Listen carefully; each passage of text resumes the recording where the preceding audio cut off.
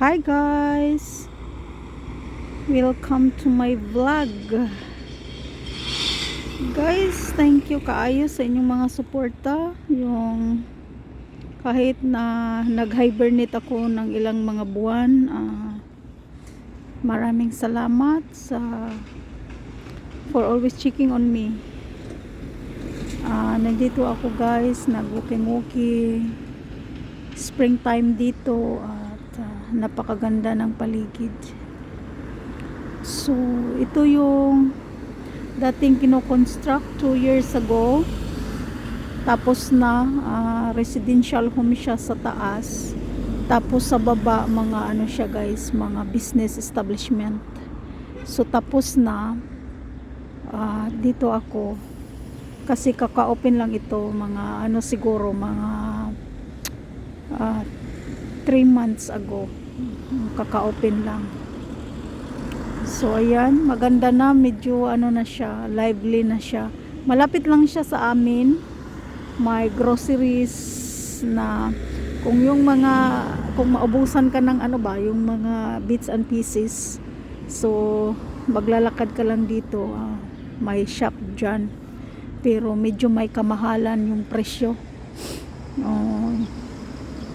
Sa regular na mabibili mo sa tindahan kasi ano siya hindi siya talagang shopping area, so may kamahalan yung mga presyo, pero if you are desperate enough na gusto kang bumili, like for example nag chicken curry ka tapos naubusan ka na pala ng coconut milk, so dyan lang punta. So nag-walking ako ngayon guys. Pasensya na kung may mga pinagdaanan lang guys, kaya nagpahinga ng kunti. Okay, so ito may Presbyterian Church dyan. Accessible lang dito guys, may bus stop no. Number 6 yan ang bus na minsan sinasakyan ko. Bus number 6, bus number 8A, and bus number 8C. So napaka-lively na ng lugar. Dati ano ito, tahimik dito, wala masyadong ano ba. Diyan marami ng mga car na nakapark. Ayan. So maganda na dito ang panahon. Kung mapapansin nyo guys, meron talagang pedestrian crossing, no? Kahit walang stoplight, yung mga ano kusa talaga silang umi-stop, no? Nakita nila na mag-crossing ka, kusa silang mag-stop. Yan ang kaibahan, no, dito sa ibang bansa. Dyan sa atin na yung mga driver talaga ay masasabi nating may disiplina. Pero hindi lahat guys ha, because nagpunta ako doon sa Italy, sa may Sorrento. Harurot din yung mga driver doon mga Italiano, lalo na sa motorway. They will cut short on front of you. Hindi din maganda doon sa Italy. Dito sa UK, disiplinado talaga sila. So dito ako ngayon sa Greg's. Bibili ako ng corned beef pasty, yung paborito ko guys. Ito yung mga choices na pwede mong yung mga tao dito guys, mahilig lang sa sandwich. Yun lang ang pagkain nila, no, sa lunch nila. Ayan, kaya makikita mo yan guys. Ayan.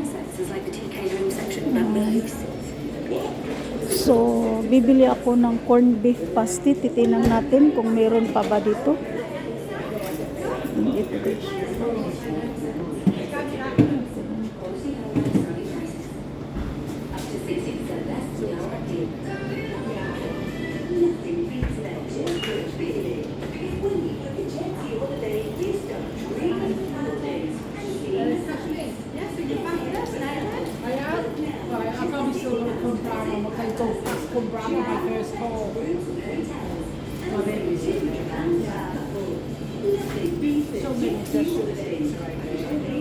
So, ayan. Ito yung mga drinks nila, guys. Meron din silang mga pa-promo, guys. So, ayan. You pay 5 pound and then you have choices there. The main, the drink, and the side. Meron din ditong mga donuts, guys. Porridge with meron ditong mga donuts. Meron din dito silang space. Bagong ano lang ito, guys, bagong open. Meron din silang space dito na pwede kang kumain. Ayan. Kasi and cookie. Magkano ang cookie nila? 2 pound 80. Pero in fairness, guys, malaki yung cookie nila dito, guys. Oh.